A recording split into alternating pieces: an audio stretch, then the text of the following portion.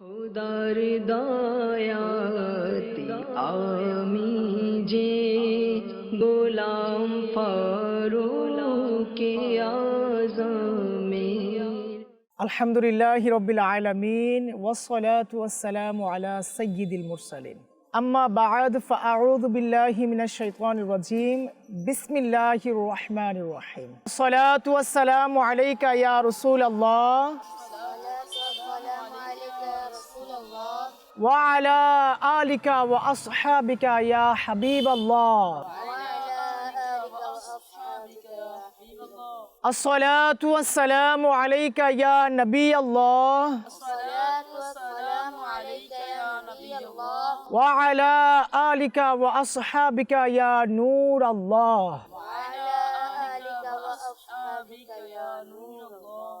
আল্লাহর হাবিব হাবিবুল হাবিব হুজুরপুর নূর সাল্লাল্লাহু আলাইহি ওয়াসাল্লামের উপর দরুদ শরীফ পাঠ করার অনেক অনেক ফজিলত রয়েছে। তো এর মধ্যে একটা ফজিলত আজকে এমন বর্ণনা করব যা শুনে হয়তো আপনাদের কলিজা ঠান্ডা হয়ে যাবে, যা শুনে হয়তো আমি আপনি একটা সাহারা পেয়ে যাব, একটা আশার আলো খুঁজে পাবো। আচ্ছা, একটু কল্পনা করুন তো, এই যে গরম, এই যে তাপমাত্রা বৃদ্ধি, এই যে ইত্যাদি ইত্যাদি বিভিন্ন ধরনের অসহনীয় তাপমাত্রা, যার কারণে আমি আপনি এমন বোধ করি যে আমি আপনি যেন শেষ, আমি আপনি যেন আর এই গরম সহ্য করতে পারছি না।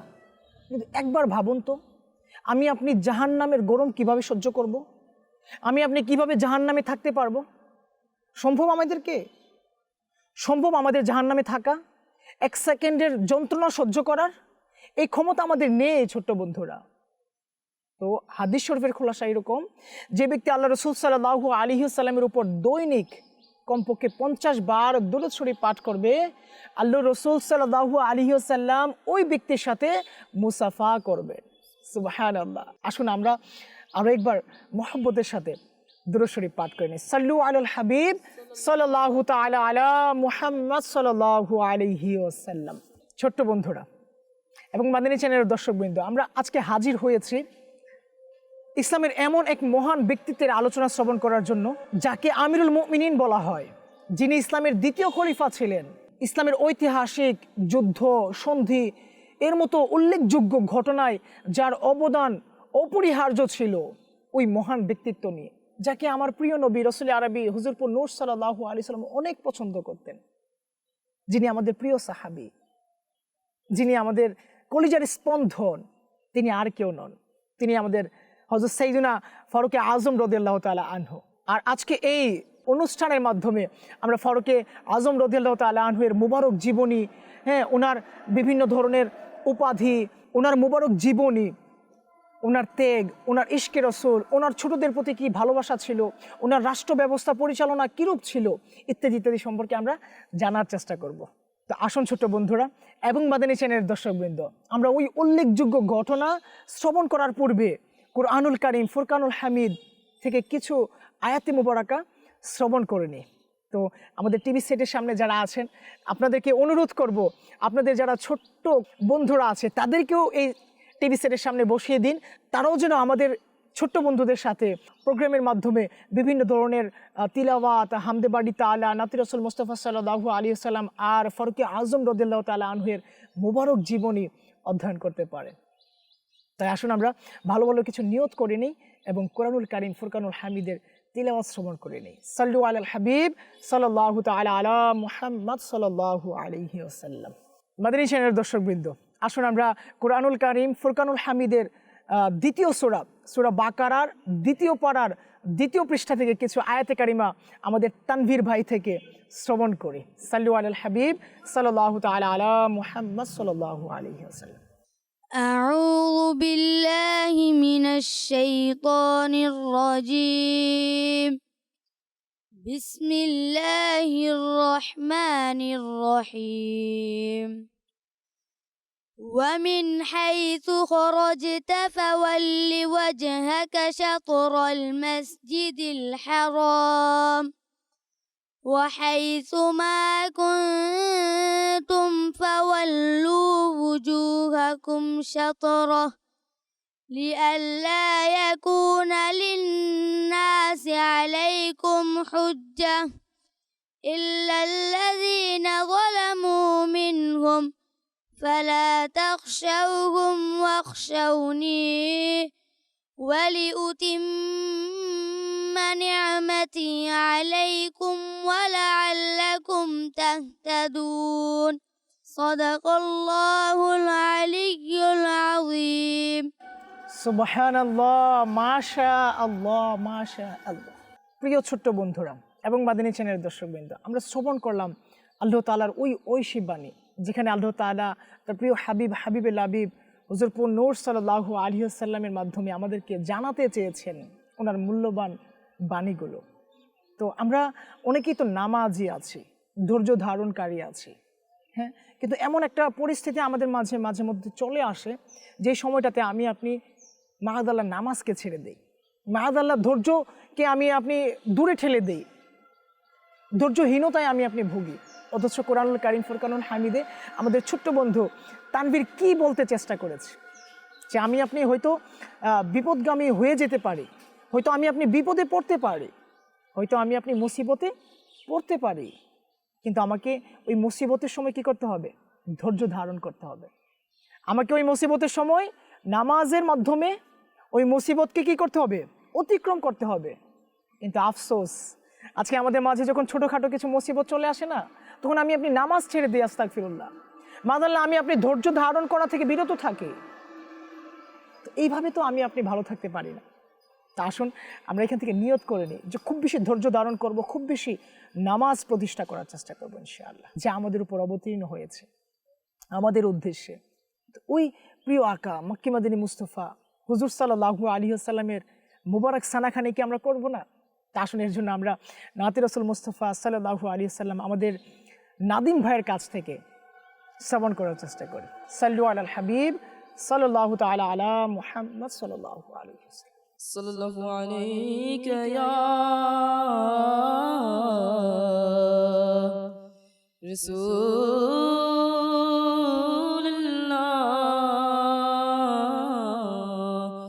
ওয়া সাল্লাম আলাইকা ইয়া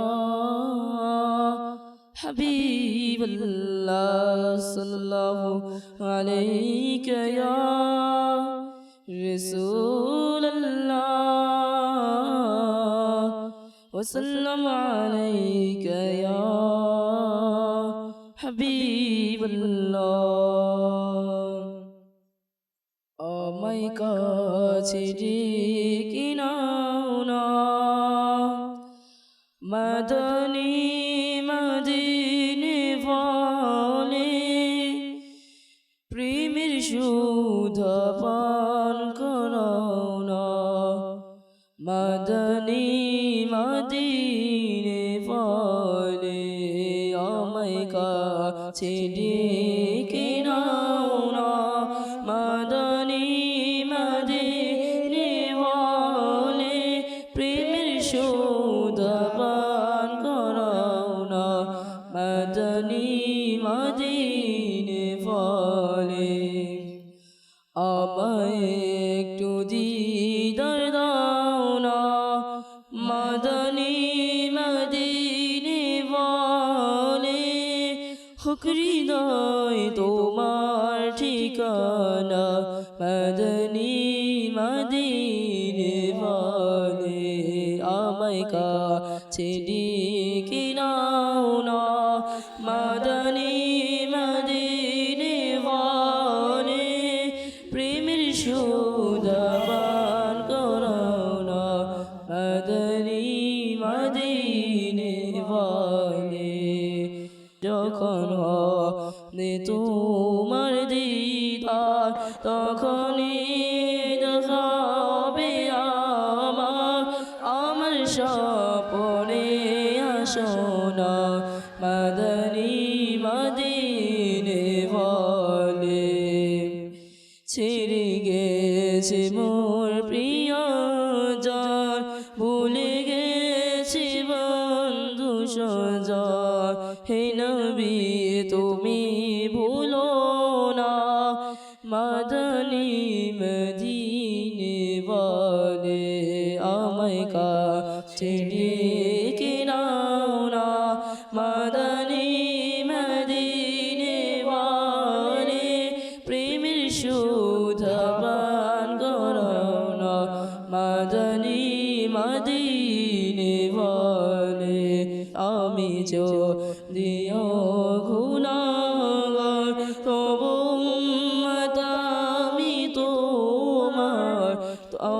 চরণে রাখো না মাদানী মদিনে বলে আমায় কাছে ডেকে নাও না মাদানী মদিনে বলে প্রেমের সন্ধ্যা পান করাও না মাদানী মদিনে বলে আমায় কাছে ডেকে নাও না মাদানী মদিনে বলে প্রেমের সুধা পান করাও না মাদানী মদিনে বলে صلوا على الحبيب صلى الله تعالى على محمد صلى الله تعالى عليه وسلم সুবহানাল্লাহ, মাশাআল্লাহ, মাশাআল্লাহ, মারহাবা।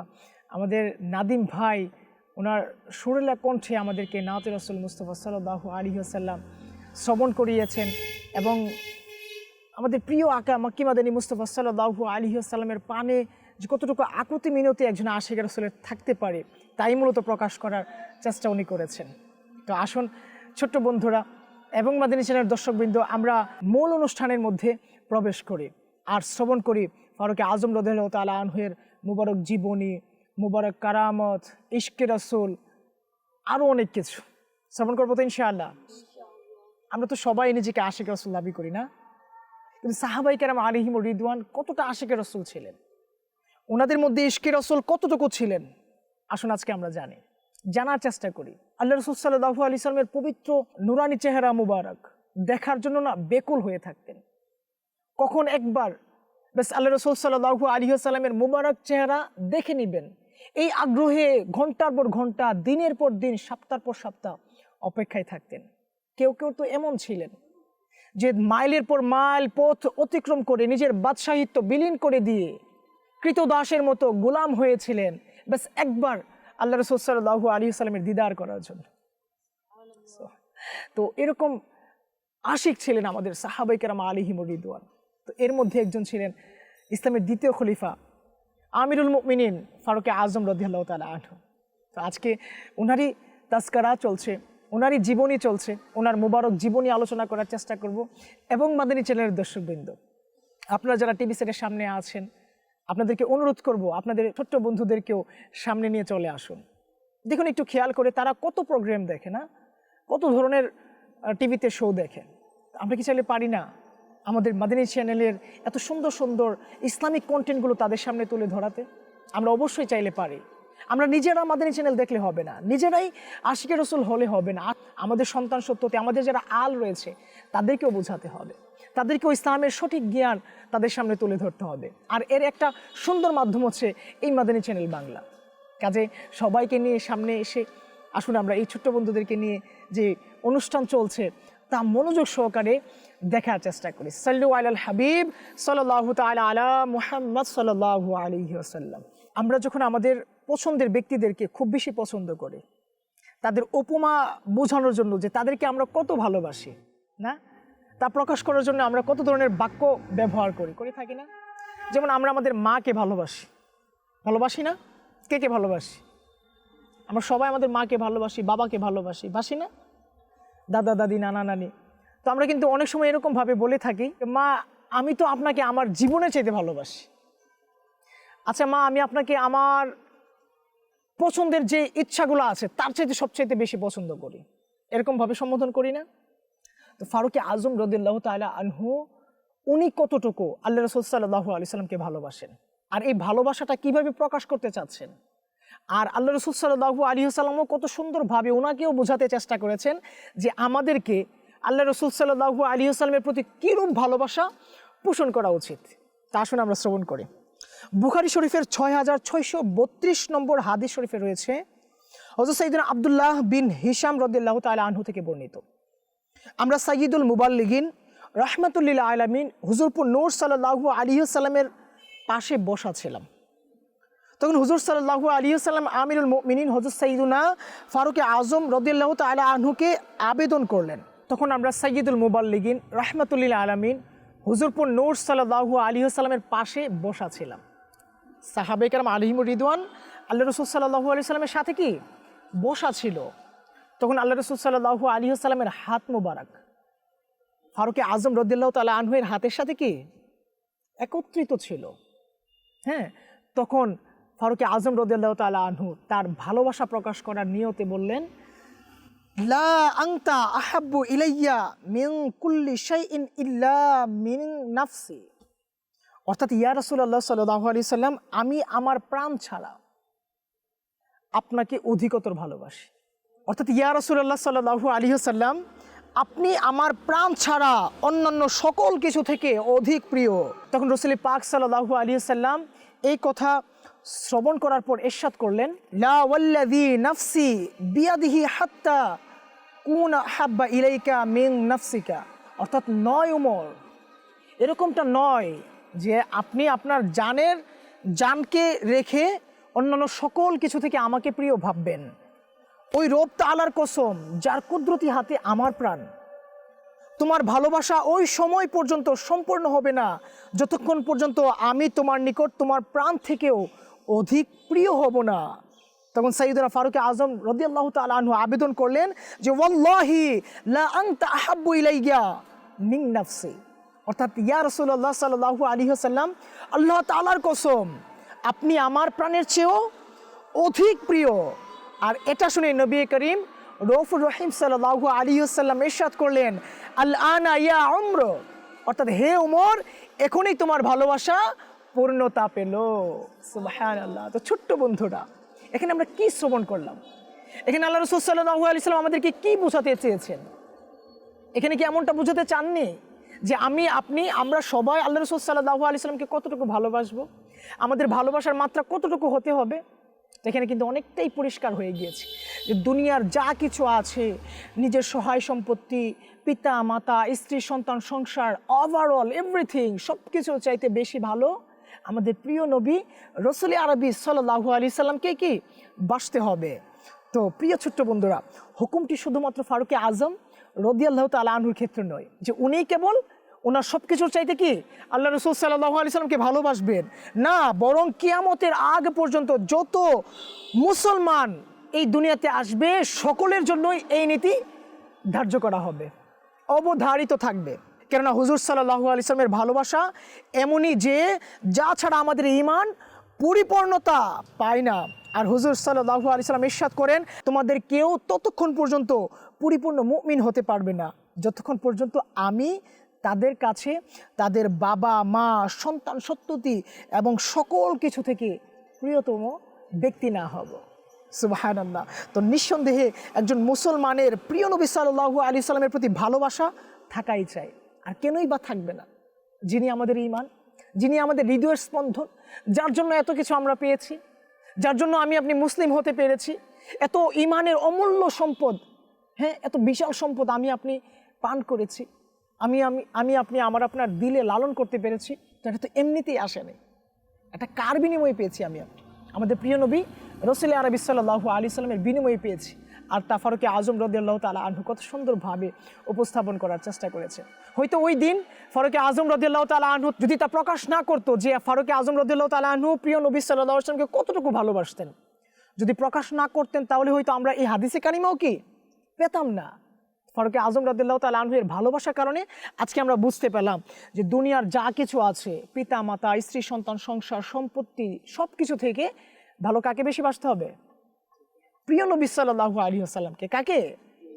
আল্লাহ রাসূল সাল্লাল্লাহু আলাইহি ওয়াসাল্লামকে। আল্লাহ তাআলা আমাদের সবাইকে খুব বেশি আমাদের প্রিয় নবী সাল্লাল্লাহু আলাইহি ওয়াসাল্লামকে ভালোবাসার তৌফিক দান করুন। সাল্লু আলাল হাবিব সাল্লাল্লাহু তাআলা আলা মুহাম্মদ সাল্লাল্লাহু আলাইহি ওয়াসাল্লাম। প্রিয় ছোট্ট বন্ধুরা এবং মাদানী চ্যানেলের দর্শকবৃন্দ, আমরা শ্রবণ করলাম যে ফারুক আজম রাদিয়াল্লাহু তাআলা আনহু এর ভালোবাসা আমাদের প্রিয় আকা মক্কি মাদানী মুস্তাফা হুজুরপুর নূর সাল্লাল্লাহু আলাইহি ওয়াসাল্লামের প্রতি কী রূপ ছিল।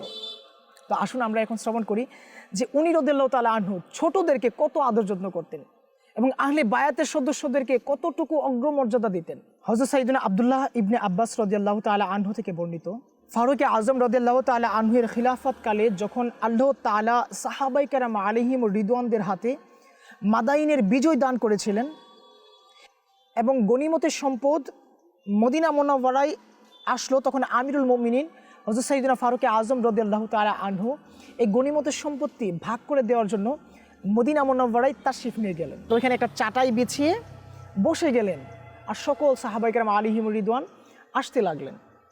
তো ওই সময় আমাদের হৃদয়ের স্পন্দন, আমাদের আকা মাক্কি মাদানী মুস্তাফা সাল্লাল্লাহু আলাইহি সাল্লামের কলিজার টুকরা ইমাম হাসান রাদিয়াল্লাহু তাআলা আনহু দাঁড়িয়ে গেলেন আর বলতে লাগলেন, হে আমিরুল মুমিনিন, আল্লাহ তাআলা মুসলমানদের জন্য যে সম্পদ দান করেছেন তার মধ্য থেকে আমার অংশ আমাকে দিয়ে দিন।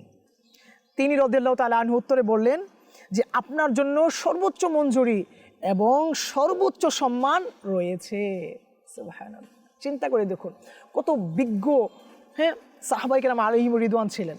ওইখানে একজন ছোট্ট বাচ্চা দাঁড়িয়ে গেলেন, আর ওইখানে ওই ছোট্ট বাচ্চার যে কথাটা ওটাকেই উনি প্রাধান্য দিলেন। উনি বললেন না যে আপনি বসুন, এখানে অনেক সিনিয়র পার্সন আছেন, অনেক বিজ্ঞ সাহাবায়ে কেরাম আলাইহিমুর রিদওয়ান আছে। ওইখানে ওনার নিজের সন্তানও ছিলেন, ওনার নিজের আপন সন্তানও ছিল, কিন্তু উনি এই কথা বলেননি। উনি বাচ্চাদেরকে কতটুকু ভালোবাসতেন আর আহলে বায়াতের সদস্যদেরকে কতটুকু ভালোবাসতেন, এটাই হচ্ছে তার প্রমাণ। উনি ওই ইমাম হাসান রাদিয়াল্লাহু তাআলা আনহুয়ের কথাকে অগ্রাধিকার দিয়ে ওনার যে প্রাপ্ত সম্পত্তি ছিল তা ওনার হাতে বুঝিয়ে দিল। সাথে সাথে তিনি রাদিয়াল্লাহু তাআলা আনহু ইমাম হাসান রাদিয়াল্লাহু তাআলা আনহুয়ের হাতে 1000 দিরহাম দিয়ে দিলেন। আর ইমাম হাসান রাদিয়াল্লাহু তাআলা আনহু নিজের অংশ নিয়ে চলে গেলেন। এরপর হযরত সাইয়েদনা ইমাম হুসাইন রাদিয়াল্লাহু তাআলা আনহু দাঁড়িয়ে তার অংশ চাইলেন। আর তখন সাইয়েদনা ফারুক আজম রাদিয়াল্লাহু তাআলা আনহু বললেন, আপনার জন্য সর্বোচ্চ মঞ্জুরি এবং সর্বোচ্চ সম্মান রয়েছে। আর সাথে সাথে ইমাম হুসাইন রাদিয়াল্লাহু তাআলা আনহুকেও কি 1000 দিরহাম দিয়ে দিলেন। এরপর খুদ ফারুক আজম রাদিয়াল্লাহু তাআলা আনহুর নিজ সন্তান দাঁড়ালেন বাইতুল মালের যে সম্পত্তি রয়েছে ওনার ভাগে এটা চাওয়ার জন্য। তখন ফারুক আজম রাদিয়াল্লাহু তাআলা আনহু ওনাকে 500 দিরহাম দিয়ে দিলেন।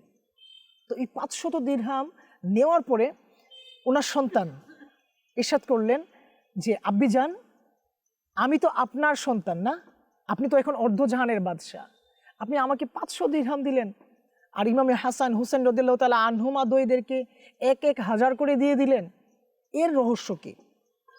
তারপর ওনার সন্তান বলতে লাগলেন যে আমি তো তখনও আমার আকা মাক্কি মাদানী মুস্তাফা ইমাম হাসান হুসাইন রাদিয়াল্লাহু তাআলা আনহুর নানা জানের সাথে তরবারি হাতে যুদ্ধ করেছে, আর তখন তো ওনারা বাচ্চা ছিল। তখন কি ওনারা বাচ্চা ছিলেন। আমি যখন আপনাদের সাথে যুদ্ধ করি, আল্লাহ রাসূল সাল্লাল্লাহু আলাইহি ওয়াসাল্লামের সাথে যুদ্ধ করি, যুদ্ধের ময়দানে অংশগ্রহণ করি, তখন ওনারা বাচ্চা ছিলেন। আর আজকে আমি 500 দিরহাম আপনার ছেলে হয়ে আর ওনারা 1000 করে পেয়ে গেলেন, এর রহস্য কি? তখন ফারুক আজম রাদিয়াল্লাহু তাআলা আনহু কি উত্তর দিলেন, আসুন আমরা অন্তরে কান দিয়ে শ্রবণ করি আর ইশকে রাসূলে আমাদের সিনাকে মজবুত করি।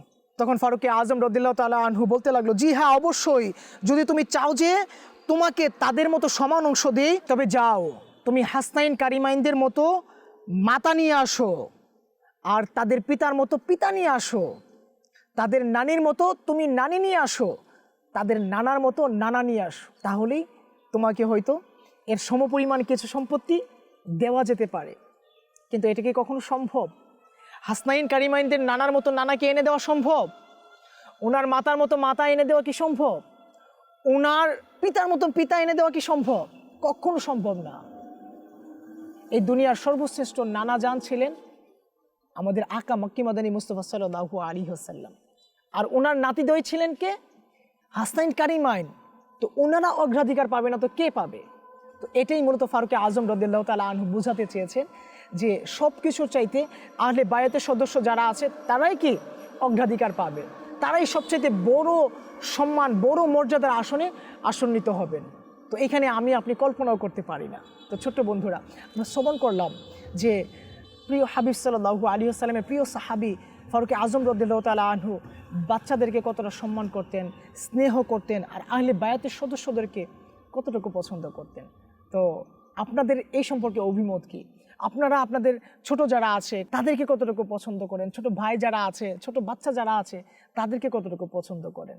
এটা একটু নিজের মধ্যে নিজেরা প্রশ্ন করে দেখি, তাহলেই হয়তো আমাদের মধ্যে উত্তর চলে আসবে। তো আমরা যারা বড় রয়েছি আমাদের উচিত আমাদের ছোটদেরকে স্নেহ করা, আদর করা, তাদের অধিকারগুলোকে আগে পূরণ করার। তবেই হয়তো আমাদের যে সমাজ আছে, আমাদের যে পরিবার আছে, এটা অনেক সুন্দর হবে। তো ছোট্ট বন্ধুরা, আমরা শ্রবণ করলাম যে ফারুক আজম রাদিয়াল্লাহু তাআলা আনহু ছোটদেরকে কতটুকু আদর স্নেহ করেন এবং আহলে বায়াতের সদস্যদেরকে কত ইজ্জত সম্মান দিয়ে থাকেন। তো আসলে আমরা এখান থেকে কিছু প্রশ্ন উত্তর নেওয়ার চেষ্টা করি যে আমরা এতক্ষণ কী শ্রবণ করলাম। আর যারা টিভি সেটের সামনে ছোট্ট বন্ধুরা আছেন তারাও একটু প্রশ্নের উত্তর দেওয়ার জন্য প্রস্তুত হয়ে যান যে আসলে এতক্ষণ আমরা কী নিয়ে আলোচনা করছিলাম। তো প্রশ্ন খুব একটা কঠিন হবে না আশা করছি। তো প্রশ্নটা হবে এরকম যে ফারুকে আজম রাদিয়াল্লাহু তাআলা আনহু যখন বাইতুল মালের সম্পত্তি বিতরণ করার জন্য মসজিদে নববী শরীফেতে বসলেন, তখন সর্বপ্রথম কে উঠে দাঁড়ালেন বাইতুল মালের সম্পত্তির জন্য? আপনি বলুন। ইমাম হাসান রাদিয়াল্লাহু তাআলা আনহু। সুবহানাল্লাহ, মাশাআল্লাহ, মারহাবা। প্রিয় ছোট্ট বন্ধুরা, মাশাআল্লাহ, আপনাদের এই আগ্রহ, ইলমি দিন শেখার যে চেষ্টা আপনাদের মাঝে লক্ষ্য করা যাচ্ছে, এটা আসলে অনেক বড় একটা আল্লাহ তাআলার পক্ষ থেকে দান। তো আজকে এমন কিছু ছোট বাচ্চারা আছে যারা কিনা ইলমি দিন থেকে দূরে, যারা কিনা এরকম পরিবেশ থেকে দূরে। তো তাদের উচিত এরকম পরিবেশে আসার, এরকমভাবে ইলমি দিন হাসিল করার। তো এখন আরও একটি প্রশ্ন করতে যাচ্ছি যে ইমাম হাসান রাদিয়াল্লাহু তাআলা আনহুকে ফারুকে আজম রাদিয়াল্লাহু তাআলা আনহু কী করেছিলেন? কিছু দিরহাম উপহার দিয়েছিলেন না? তো কত দিরহাম দিয়েছিলেন? 1000 দিরহাম দান করেছিলেন। সুবহানাল্লাহ, সুবহানাল্লাহ, মাশাআল্লাহ। মাদানী চ্যানেলের দর্শকবৃন্দ, আপনারা দেখলেন ছোট্ট বন্ধুরা কত সুন্দরভাবে সুনিপুণ ভাষায় তাদের এই উত্তরগুলো দেওয়ার চেষ্টা করেছে। আল্লাহ তাআলা আমাদের সবাইকে এরকম ইলমি দিন হাসিল করানোর তৌফিক দান করুন। সাল্লু আলাল হাবিব সাল্লাল্লাহু তাআলা আলা মুহাম্মদ সাল্লাল্লাহু আলাইহি ওয়াসাল্লাম। ছোট্ট বন্ধুরা, আমরা আলোচনা শ্রবণ করছিলাম ফারুকে আজম রাদিয়াল্লাহু তাআলা আনহুর, ওনার কি শান শওকত রয়েছে। এখন আমরা শ্রবণ করব ওনার জ্ঞানের পরিধি কতটুকু ছিল, উনি যে কত জ্ঞানের অধিকারী ছিলেন। আমি আপনিও তো ইলমি দিন হাসিল করি, কিন্তু আমি আপনি কতটুকু ইলমি দিন হাসিল করতে পেরেছি, আর একজন সাহাবায়ে কেরাম আলাইহিমুর রিদওয়ান কতটুকু ইলমি দিন হাসিল করেছে, তা হয়তো ফারুকে আজম রাদিয়াল্লাহু তাআলা আনহুর মুবারক জীবনী অধ্যয়ন করলে বোঝা যায়।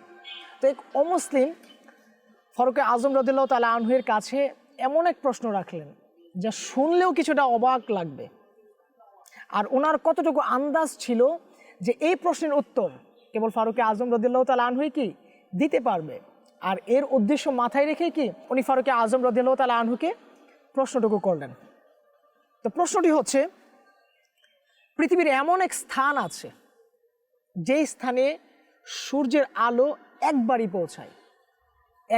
পৌঁছেছিল, কিয়ামত পর্যন্ত ওই স্থানে আর কোনো দিন সূর্যের আলো পৌঁছাবে না। কেমন অবাক লাগছে না? পৃথিবীতে কি এমন জায়গা আছে যে জায়গায় একবার সূর্যের আলো পড়েছিল আর পড়েনি, কিয়ামত অবধি আর পড়বেও না? অবাক লাগছে। হয়তো অনেকে ভাবতেছেন যে কি বলবো, এমন কিছু স্থান, এমন কিছু পাহাড় যে পাহাড়ের এই পাশে কোনোদিন কি সূর্যের আলো পড়েনি। কিন্তু আমরা তো জানি সূর্য পূর্ব দিক থেকে উদিত হয়, আবার পশ্চিম দিকে অস্তে যায়। তো পশ্চিম দিকে যখন যাবে তখন তো এইদিকে অটোমেটিক্যালি পড়ে যাবে। আচ্ছা, যখন আমি আপনি উত্তর দক্ষিণের কথা ভাববো তখনও তো কিন্তু একভাবে না একভাবে আলো পড়েই যাবে। যে জায়গায় একবারই আলো পৌঁছেছিল সূর্যের, আর কোনো দিন পৌঁছায়নি এবং কিয়ামত পর্যন্ত আর পৌঁছাবে না। একটু চেষ্টা করুন, একটু ভাবুন, আর একটু ভাবার চেষ্টা করুন যে ফারুকে আজম রাদিয়াল্লাহু তাআলা আনহুর জ্ঞানের পরিধি কতটুকু ছিলেন, আর উনি কত সুন্দরভাবে এর উত্তর দিয়ে দেয়। মাথায় আসছে না?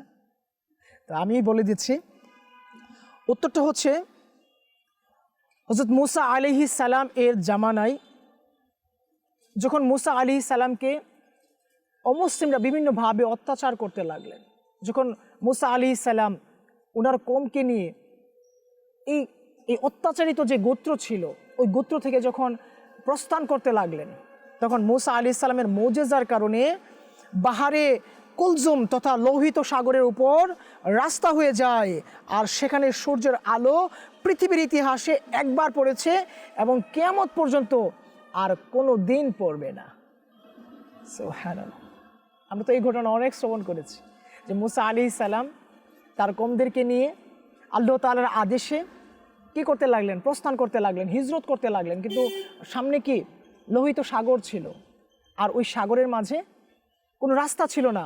তখন আল্লাহ তাআলার আদেশক্রমে মুসা আলাইহিস সালামের মুজিজার কারণে ওই রাস্তা ওই সমুদ্রের মধ্য দিয়ে রাস্তা হয়ে যায়, আর ওই রাস্তা দিয়ে কি মুসা আলাইহিস সালাম ওনার কওমের লোকদেরকে নিয়ে, ওনার উম্মতদেরকে নিয়ে প্রস্থান করেন, আর ওইখানে কি একবার সূর্যের আলো পৌঁছায়। আর কোনোদিন পৌঁছায় নাই, কিয়ামত পর্যন্ত আর পৌঁছাবেও না। তো প্রিয় ছোট্ট বন্ধুরা এবং মাদানী চ্যানেলের দর্শকবৃন্দ, তো আমরা এরকম সুন্দর সুন্দর তথ্য জানার জন্য, ফারুকে আজম রাদিয়াল্লাহু তাআলা আনহুর মোবারক জীবনী অধ্যয়ন করার জন্য আমরা মাদানী চ্যানেল বাংলার গুরুত্বপূর্ণ অনুষ্ঠান দেখার চেষ্টা করব এবং নিজের সিনাটাকে ইলমে দ্বীনের নূর দ্বারা মুনাওয়ার করার চেষ্টা করব। সাল্লু আলাল হাবিব সাল্লাল্লাহু তাআলা আলা মুহাম্মদ সাল্লাল্লাহু আলাইহি ওয়াসাল্লাম। খুদার দয়াতে আমি যে গোলাম ফারুক